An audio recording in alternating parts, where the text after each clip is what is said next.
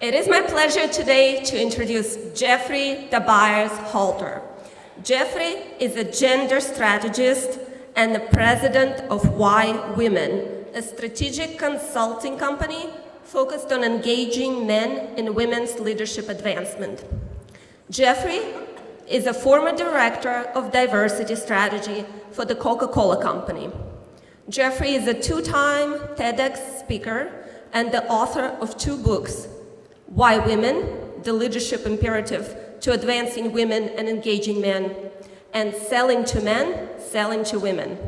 His clients and best practice work include 2 Catalyst award-winning companies, the Coca-Cola Company and Kimberly-Clark, as well as Novartis, GE, United Technologies, Walmart, and dozens of other Fortune 500 companies. Jeffery Tobias Halter, welcome.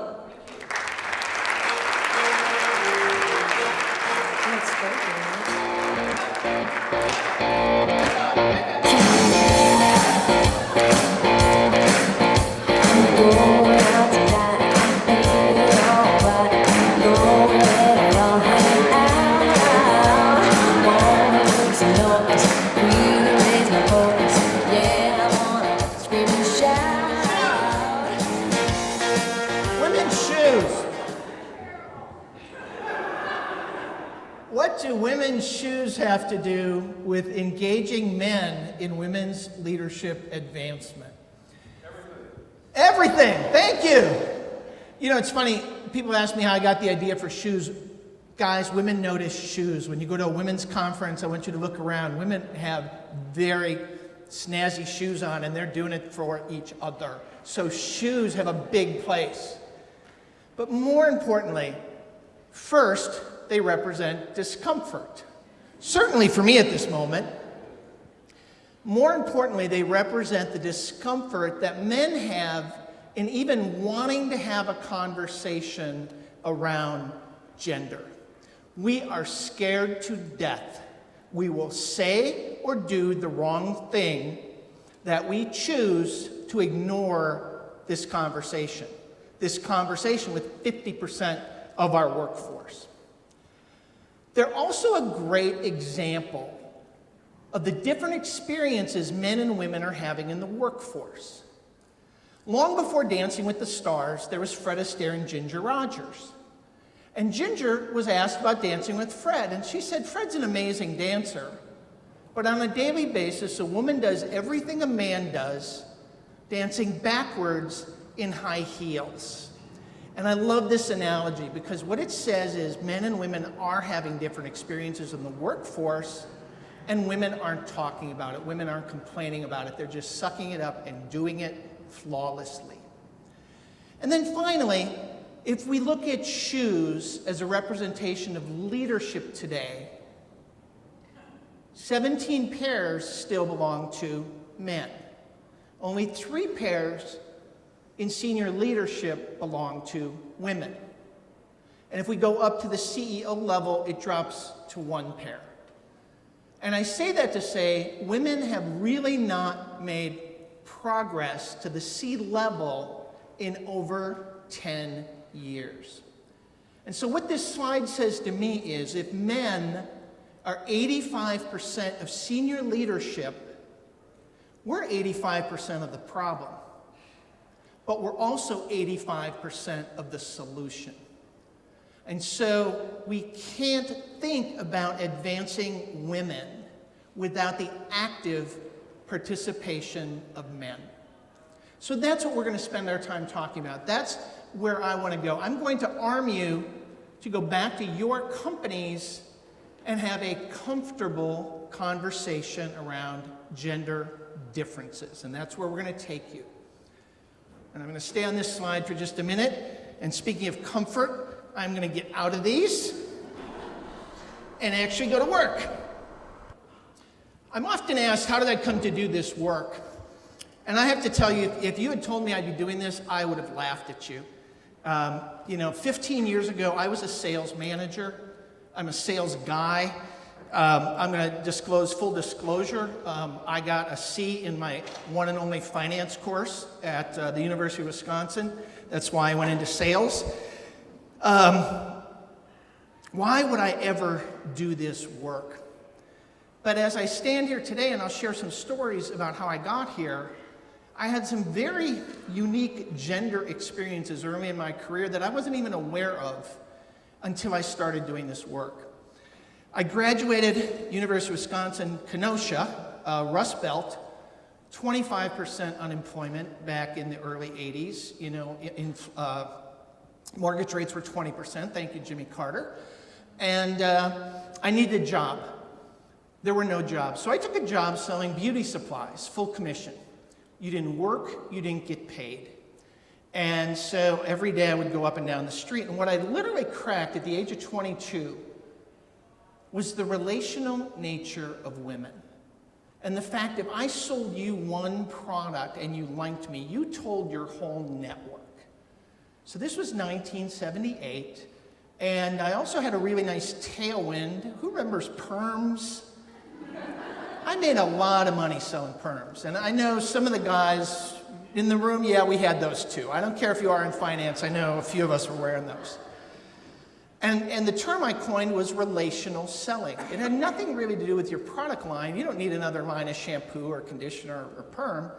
But if they like you, they buy from you. Women are incredibly relational. I would leave that industry, go to work for Procter & Gamble. It's now 1983. Procter & Gamble is introducing always feminine napkins. The greatest feminine napkin a male engineer can build. Think about that for just a minute. And P&G was so proud of their product, they had us do demos in store. And so I had a sales kit, and I would go up to grocers in the Upper Peninsula of Michigan, very glamorous. And I had my Always in one side and my J&J competitor in the other, and I would pour blue water in both of these. And I was trained to take your hand, always a man, and say, doesn't the dry weave feel softer? 10 times a day, 5 days a week. After about a week, I ran into my first female buyer. And as I grabbed her hand to say, doesn't the dry weave feel softer? She looked me in the eye and said, softer? Really? Have you ever worn one of these? And so I knew I had to get out of Procter & Gamble. I went to Coca-Cola. It was much easier fighting Pepsi in the cola wars than it was selling feminine napkins. Flash forward, it's 1999. I'm now working in sales training at the Coca-Cola Company. We had a $200 million discrimination lawsuit, something no company should ever go through. And for those of you who were in Atlanta in 2000, you remember that. But literally overnight, I went from working in sales training to leading diversity education. Now, I'm a straight white guy, and I wondered what meeting did I not go to get in charge of this project? Because you've seen that episode of The Office with the really bad diversity training? That was my program. And I sat there literally every day as a hostage in my own program. But I heard stories. I heard stories of racism and sexism and homophobia, things in my company that I was totally unaware of. Now realize this is 2000, this is well before the internet and YouTube and everything else, and a good colleague of mine got up. He was an African-American gentleman, and he said, Jeff, I run the syrup ranch in Columbus, Ohio, and this is a well-paid job. I live in a very nice neighborhood, and I drive a white Jaguar. And at least once a week, I'm pulled over for being nothing more than a black man in a nice car in a nice neighborhood. My car, my neighborhood. And he said, one of the lowest days of my life is when I was pulled over and my 15-year-old son is next to me. And I knew in a minute that however I reacted would be the way my son would react when he got pulled over. And so in your anger and angst, all you can do is be polite as possible. And that story changed me. Because I am the father of a son and the father of a daughter. And I knew my children would never experience that. And so I chose to get curious. I chose to start asking people what they were experiencing in the workforce. They call this a white male epiphany. And you realize that we are always the default gender in every room, that we have the privilege and we have the education. And so I chose then to start on this work. And then every fiber of my being is a business person. And so I chose to direct this work back to the business and the business case. Because again, so many diversity initiatives are very well-meaning, but they're led by HR. They're not led by the business. And so that's why I'm always excited when I can come in and talk to a group of business leaders about how you go out and change what's going on. And this whole future of finance really fits this topic so well. So let's jump into this.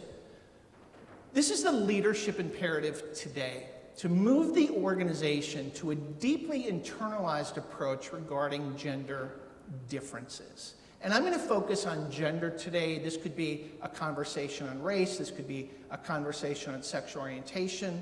But my belief is gender is the most present difference in our world, globally. And so I just want us to spend an hour talking about gender. And oh, by the way, you are all really smart people. You get this, but you've got to go back and convince an organization. And many leaders also only get this conceptually. I know this is a good idea. Why are we talking about this? And what I find is most leaders don't have an operating strategy. They don't know what it looks like when they're doing this on a daily basis and treating it like a business imperative. So we drive a deeply internalized approach, executed with a sense of urgency. I'm going to share some numbers with you that will absolutely scare you. That says we are already 10 years late having this conversation. Finally, to create competitive advantage. And again, I'm going to share information with you about the incredible war for talent going on and help you realize that if you don't have a strategy today, your competitors do, however you define who your competition is. So as I meet with senior leaders, I ask them one simple question. What keeps you up at night? What keeps you up at night? And they'll typically name 5 or 6 things. The most 3 common themes are business is tough.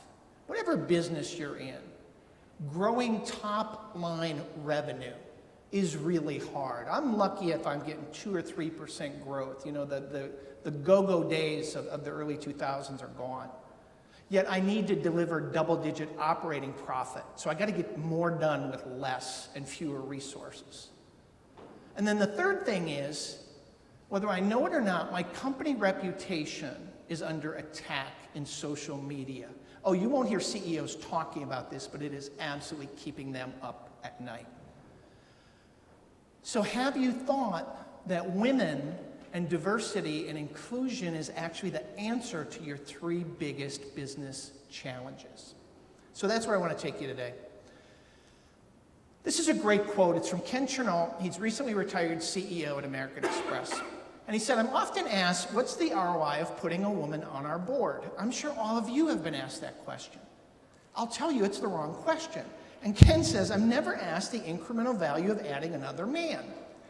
Why do we have to justify this when it just makes common sense? Oh, by the way, if you want to know the answer to Ken's question, and we've heard some of these numbers already shared in other presentations, but companies who have 3 or more women on the board deliver better financial results. 53% higher return on equity, 42% higher return on sales, 66% higher return on invested capital. That doesn't happen by just adding women to your board, though. That happens by creating an organization, top to bottom, where women are allowed to thrive. And we'll share with you what some of those best practices are. But literally, any time you add women or diversity to the mix, you get incremental business results.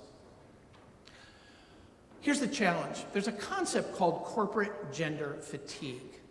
And what that says is leaders, largely men, look around the organization, see a lot of women and think women have made good progress.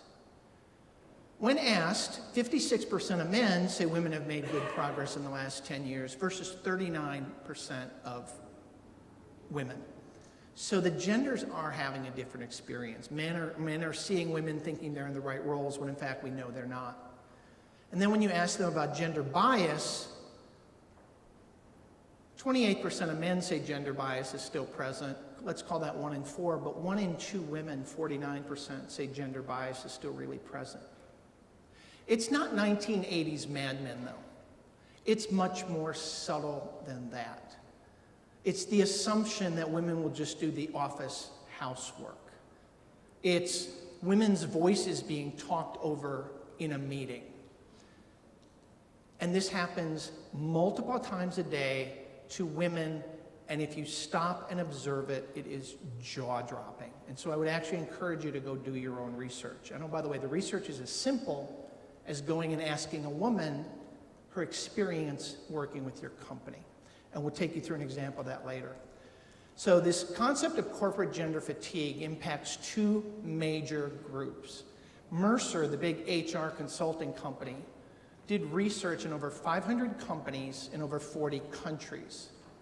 And they found the 2 groups with the lowest level of engagement in diversity and inclusion were middle managers and men at 38 and 39%. Now, I'm not saying if that's a good number or a bad number. We'll call that 4 and 10. As a business person, though, you don't have to convince women and minorities that diversity is a good idea. You have to convince these 2 groups because this is where the greatest ROI comes from. If we train middle managers to get this, and quite frankly, we invite men into the conversation. So this is the opportunity gap that we're talking about. So that's the why. Grow revenue, retain and advance talent to drive operating profit, enhance your company reputation, and it's what great companies do. This is a baseline expectation today, that you will have ultra-progressive programs for everyone in your company. I had the opportunity to go to an IBM conference 3 weeks ago, and Ginny Romney got up to talk. And I would have been really disappointed if Ginny got up there and said, you know, I want to make IBM the most mediocre company in this country. No, you want to work for great companies. And this is a baseline expectation today. I'll tell you what it's not. Very sensitive. It's not a journey. I hear a lot of HR people and diversity people say, our company's on a diversity journey. I got to tell you, I was never on a sales journey. If I didn't meet my goal every quarter, they fired me. People go on journeys. Companies implement long-term strategic plans with goals, measures, and metrics. And so if you do have a women's strategy, just start to tie it to the business. We are in year 2 of a 5-year strategy to attract, retain, and advance women. It's not a nice thing to do, it's not a women's thing, and it's not a men lose, women win. Men carry a bias that if my company is actively promoting women, aren't men being left behind? And what I would tell you to do is look at your own company's numbers, because there is no factual truth to that statement. NAFE, the National Association of Female Executives, publishes the advancement rates of women at their best 50 companies. They're very transparent, these companies. And even in best-in-class companies today in this country, 2 out of 3 promotions still go to men. In most companies today, 7 out of 8 promotions still go to men. So look at your own numbers. Don't take my word for it, but there's really no factual proof that men are losing in this equation. So let's reframe this. Let's talk about my 3 ideas of growing revenue, improving operating profit, enhancing company reputation. So to do this, we need a baseline business case. How are you talking to your organization on these terms? And everything I'm going to share with you is a minimum of 80%. And I say that to say this data is overwhelming. So let's start with revenue. And I know you're not in a B2C world, most of you, but you just have to, I want to share these facts with you very quickly because they are just, quite frankly, jaw-dropping. Women in this country buy or influence over 80% of everything sold in a B2C world. $7 trillion. Women are the economy of the United States, and the day you stop spending your money is when the US economy grinds to a halt. And this notion of buyer influence is critical. Houses. Men, did you have any say in that house you're living in today? I'm just curious. Maybe you got a cave, man cave, maybe an office or a basement, your garage. You're not living in that house unless she's pretty happy with it. Cars. Women buy or influence 70% of car purchases. Now, this is fascinating to me. Mary Bear has been in charge of GM for 5 years. In 120 years, how has Detroit not figured out what to do with a woman's purse?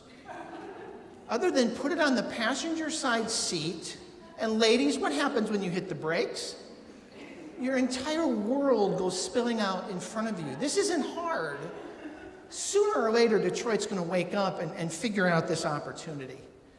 Health and medical services. Women are the healthcare industry of this country. Not just themselves, but for their parents, for their family. They drive healthcare decisions in this country. And then finally, do-it-yourself home improvement projects. Think Lowe's and Home Depot, this kind of weekend stuff. I'm not sitting around on Saturday going, oh my God, that bathroom's hideous. We got to paint that foyer. Who came up with that? We got to tear out this carpeting. No, you get us up and moving. So that influencing element is significantly beyond your purchasing power. 83% of all consumer purchases are controlled by women in this economy. So that's the fun stuff. That's the B2C thing. But whenever I say revenue, I want you to think about who your customers are and the impact that your customers are demanding of you. Now, I am as far as you can be from a finance person, but even this industry is changing. And I pulled 2 sound bites that I thought were really profound, and that is big pension groups are starting to flex their muscle about having more women on boards. And so very recently, the New York State Pension Fund said they will vote against board member at companies with no women directors. And so what are you going to do when you're managing that big fund for Coca-Cola or Alcoa? And they say, you know what? Yeah, no, this is where we're drawing the line. This is where you have to be conversational about this. CalPERS recently came out and said they are discussing alternative to board diversity proposals. The state treasurer said it's got to be a minimum of 30%. CalPERS said, no, that's really arbitrary and limiting. CalPERS believes it should be higher than 30% women on boards.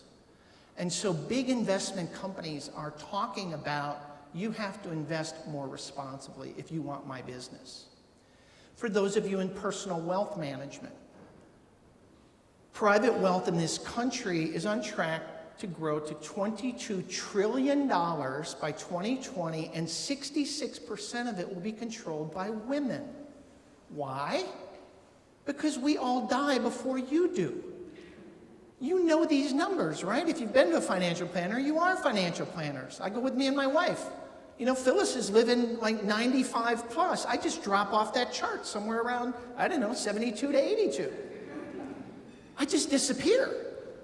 And so not only are they managing my wealth, they're managing their inherited wealth, and they're managing the wealth that women are creating for themselves to the tune of $40 trillion in the next 40 years.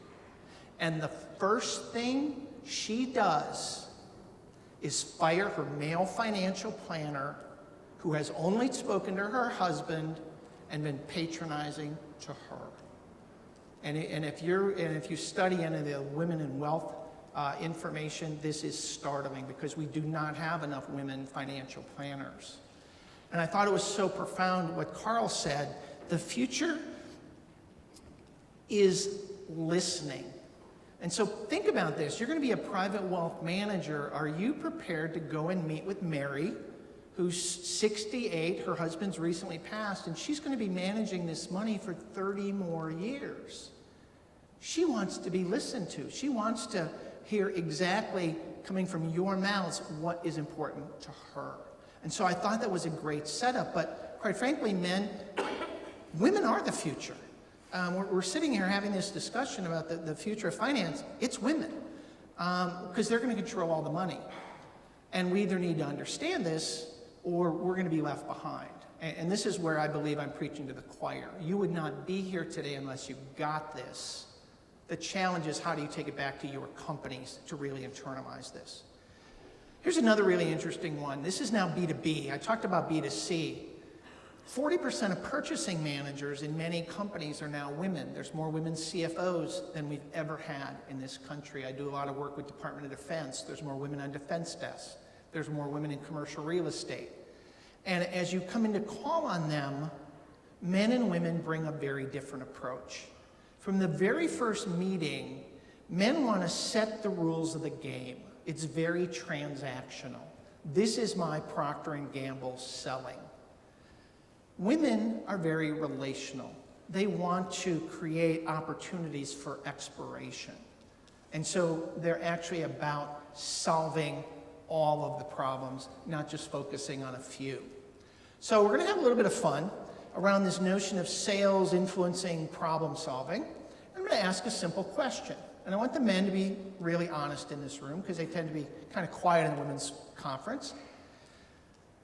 Very simply, show of hands, who's better at problem solving? Men or women? Raise your hand if you think it's men. Oh, come on. What a bunch of gutless men.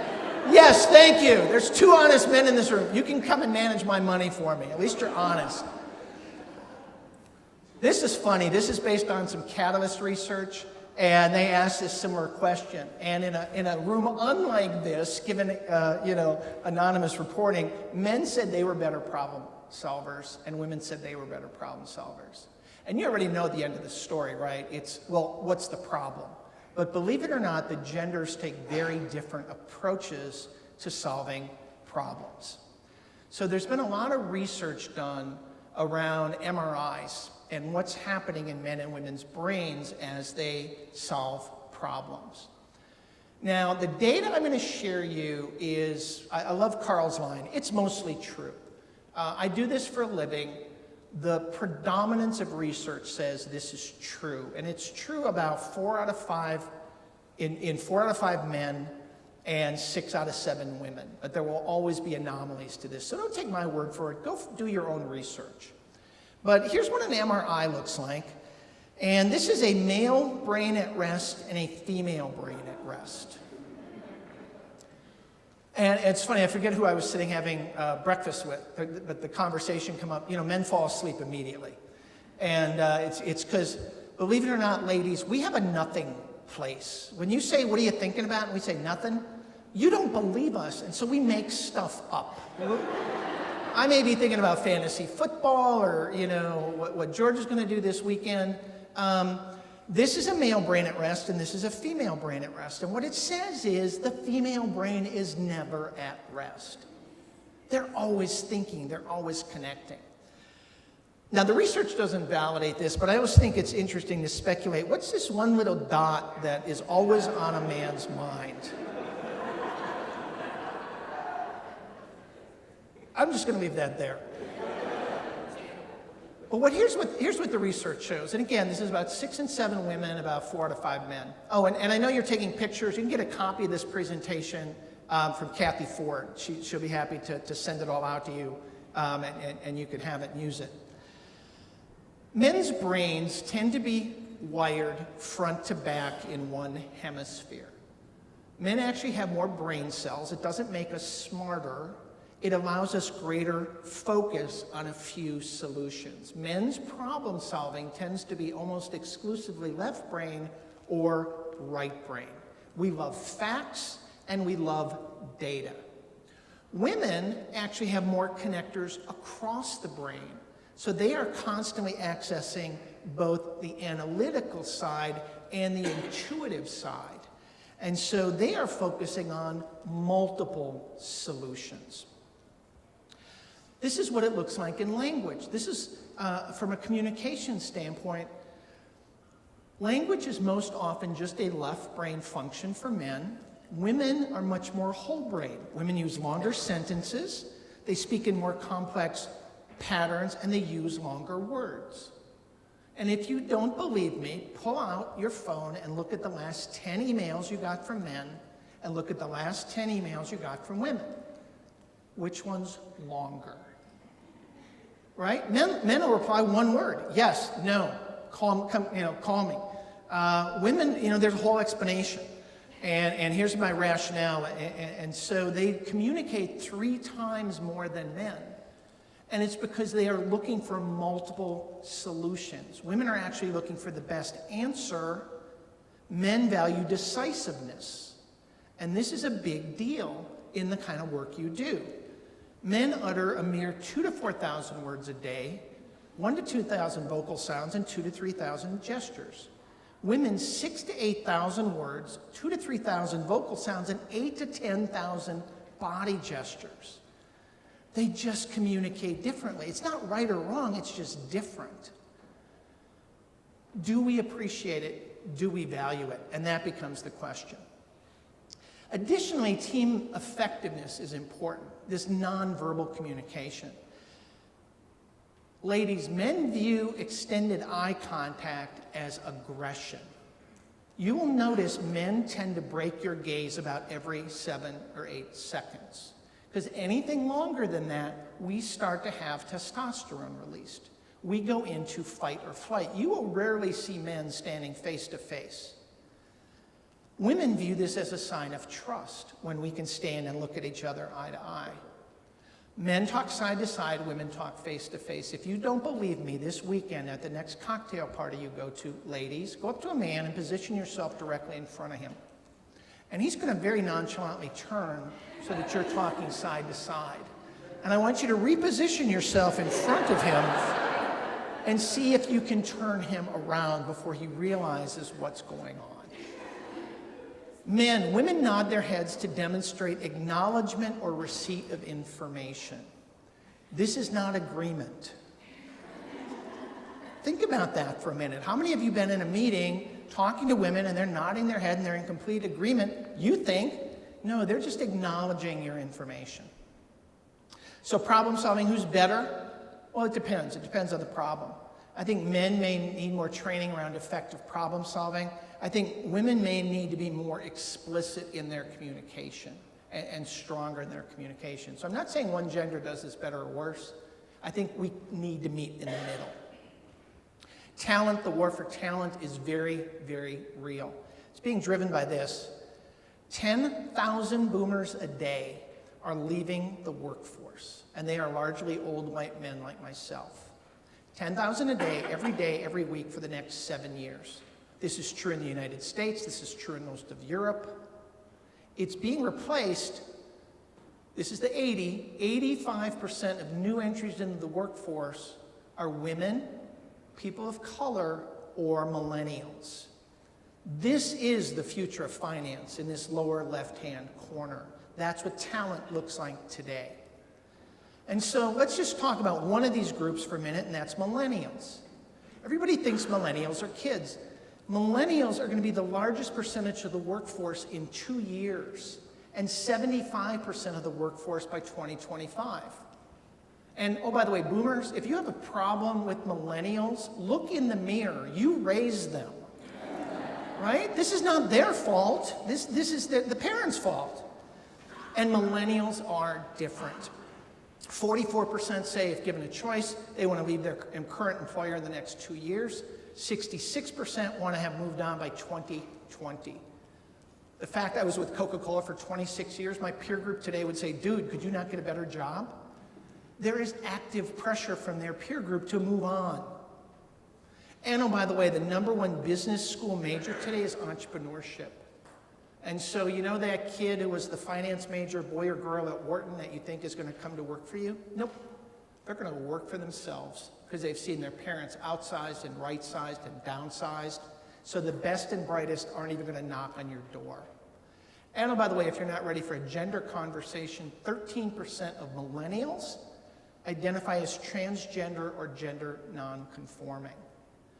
And so that could be an entire day in and of itself talking about those dimensions of diversity. So all this stuff connects.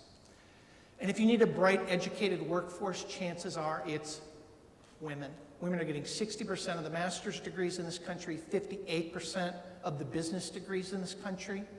In Georgia, women outnumber men in 23 of the 25 largest colleges in this state. Georgia Tech's the largest one that doesn't have it, and they just admitted a 49% female class. So the future of talent is women. And there's a huge war for talent.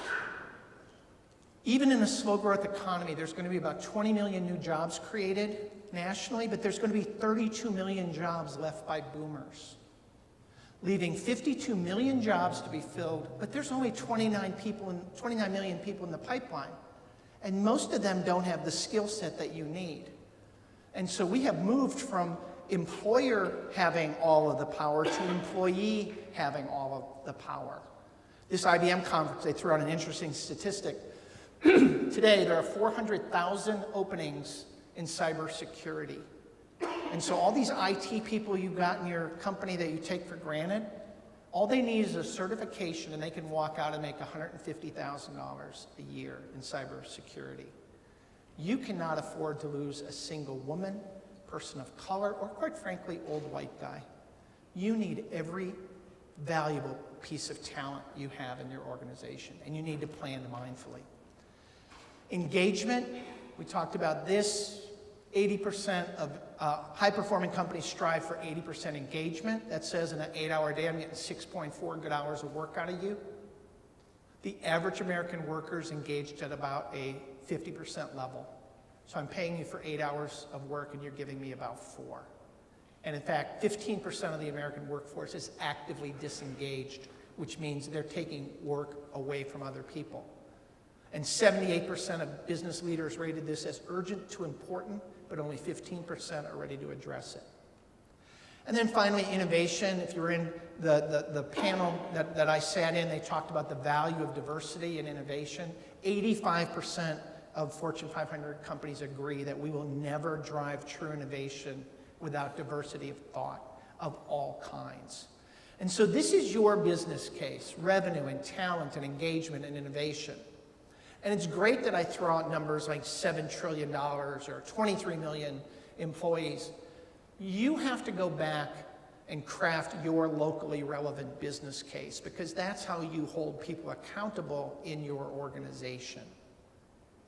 Do you have the skill set to do that? Do you have the leaders who can do that? Do you have the strategy to be able to do that?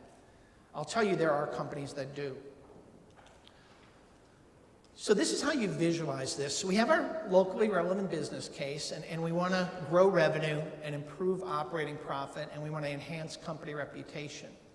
And this is a critical piece.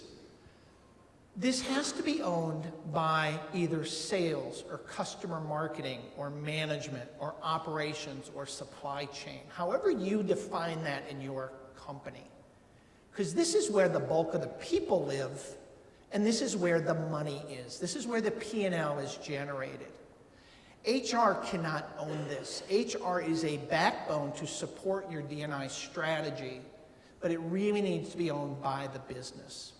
And then finally, senior leadership needs to play a really key role in doing this well.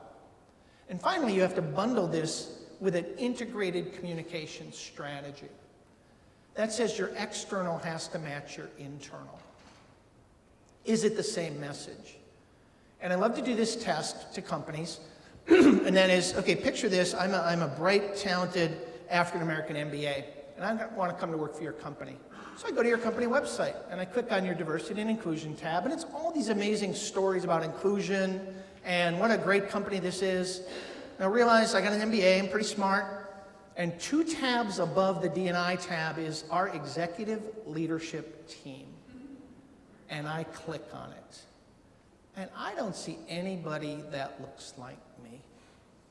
I really have to question, and it's been interesting because trust has come up so many times in this conversation. Do you really mean all this D&I stuff that you're talking about, or are you just putting on your website? So everything communicates. So who's doing this well? IBM is doing a great job. IBM wants to move 5,000 women into customer-facing roles. Why? because the IT buying desk is changing. And so they're taking women in the back of the house who've already called on and supported customers and moving them to be customer facing. But it's not just putting women in sales roles. It's changing their compensation strategy. This is something that you experience a lot. Because women don't like, by and large, at-risk compensation. They would rather have a guaranteed flow for a longer time and take slightly lower bonus. Well, that's the same thing in your industry. You know, many of you bring financial planners in, and after 4 months, you're on your own. Well, you're not going to get them that way. You're going to get them with a 12-month guaranteed draw. That might be less, but you'll get them. So IBM is setting these women up for success from the beginning. Chevron's doing a neat program. They're taking rising college juniors majoring in chemical engineering, and they're putting them on an oil rig in the Gulf of Mexico for their summer internship. Now, I want you to picture how frightening that would be for anyone, let alone a 20-year-old woman.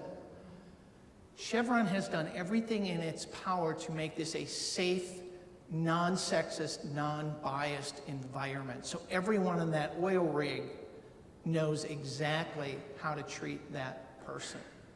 Why is Chevron doing this? Not because it's a nice thing to do. There's no chemie majors in this country. They are in a war for talent. This was actually invented by a male engineer at Chevron who was talking to his daughter about coming to work there, and she said, "I would never go to work for your company." Wow, that's really eye-opening. Would your daughter want to work for your company? Think about that. From an HR standpoint, Bristol Myers is doing a great job. This is actually one of my clients. They are training 35 men at a time to be male advocates and champions. We spend 7 hours talking about how to be better advocates and champions for women. 35 men in a room talking for 7 hours about women. Insert your joke there, right? I will tell you, it is absolutely mind-blowing how committed and powerful these male advocates are. And they just want to know, what do I need to do? In fact, one of them, I talked about this comment about women's voices being talked over, and we did a debrief call, and this one guy said, "You know, Jeff, I'm a scientist, and so I need data." And so for 2 weeks, I observed my staff meetings. And he said women's voices were talked over in meetings at least 3 to 5 times a day, sometimes more. And all I did was keep a tally sheet. And after about 2 weeks, when the number reached over 100, I had a little meeting with my people about our new rules for staff meetings. And until you told me that, I did not believe it. So go do your own research and talk to women and find out what's going on. From a senior leadership standpoint, who's doing this well? Prudential. I wanted to bring in a financial example. Prudential routinely ranks very high on all of the NAFI lists, on the Catalyst Best Places for Women to Work. I would encourage you to go out and read that, because senior leaders are talking about it every day. Are you prepared to talk about this every day? And then the last one I want to throw up is this notion of company reputation. And I put Starbucks up there. Because, you know, if I had to look at a company who does a pretty good job with diversity and inclusion, it would have been Starbucks. But just in the last 2 weeks, we saw an issue with a bad manager making the wrong decision, and Starbucks was front page news. How many bad managers do you have in your organization? We talk about the Me Too movement and, you know, men being afraid to talk. I will tell you, you have company values on your wall around how we treat people with dignity and respect. It's time for CEOs to polish those and bring them into the workplace. Because if you're living your values, you can have any conversation you want in an open, honest manner. And oh, by the way, this notion of your company reputation, yeah, you need to manage that every day, because social media is alive and you're only as good as your worst manager. So I'm going to wrap up with, who are these men? How do you go back and find these male champions? I'm going to give you one simple clue. Look around the room. They're the people sitting next to you. And in fact, I want to applaud the brave men who came out. Please give these men a hand.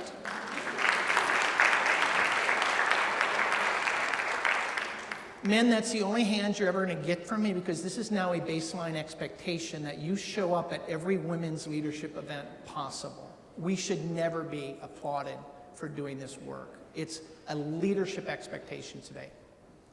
Who are these male champions? And what can men do? You know who they are. They're your coworkers. And I want you to do one simple thing. Whether you're a man or a woman, I want you to take a woman out to coffee and just ask a simple question. Tell me about your experience working here. What don't I know? And by the way, the woman in the first 10 minutes isn't going to say anything. You know, Mary doesn't want to represent all women at the company. And then ask again, tell me what I don't understand. And she's going to go a little bit deeper. And then don't justify it. Say, well, you know, we got a program for that, or we got this. Have you talked to so-and-so? Just shut up and listen. And then ask one more time. And in that last 10 minutes, you're going to hear root cause issues in your company you did not know existed. I do work with another pharma company. I was in a room with 60 women with PhDs in oncology and patents and degrees I couldn't even begin to pronounce. And I did this exercise. I said, I'm having lunch with your senior leaders. Is there anything you'd like me to share with them? They went off for 45 minutes. My research is double-checked by the male scientists.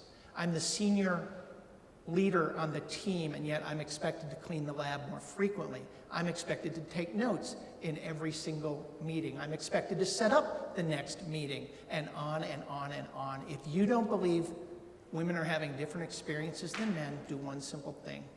Go ask one in a very genuine manner, and it will change your entire perspective.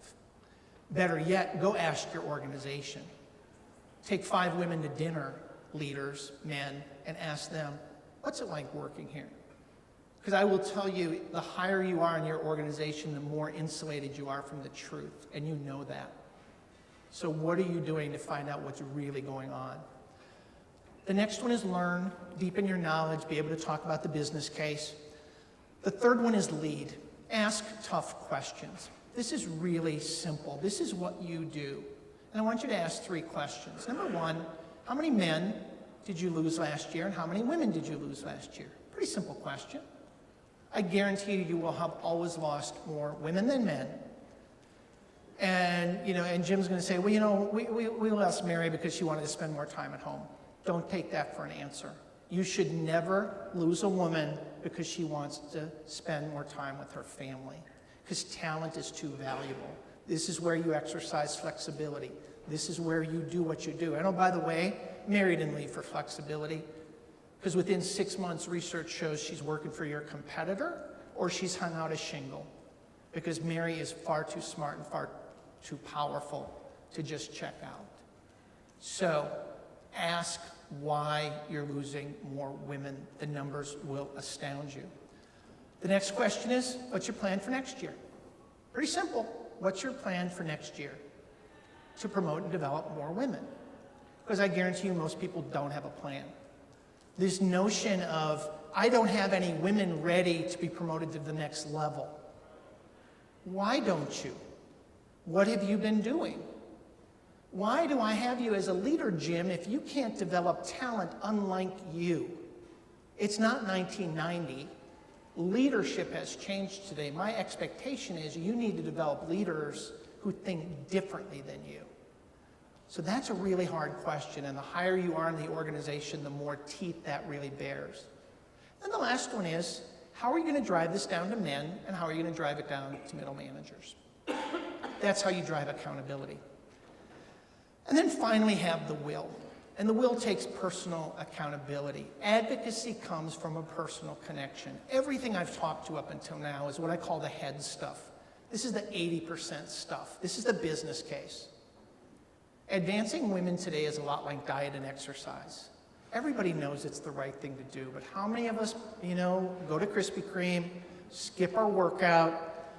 It takes personal commitment. And I have found the personal commitment is either a working mother, a working spouse, or more importantly, being the father of a daughter.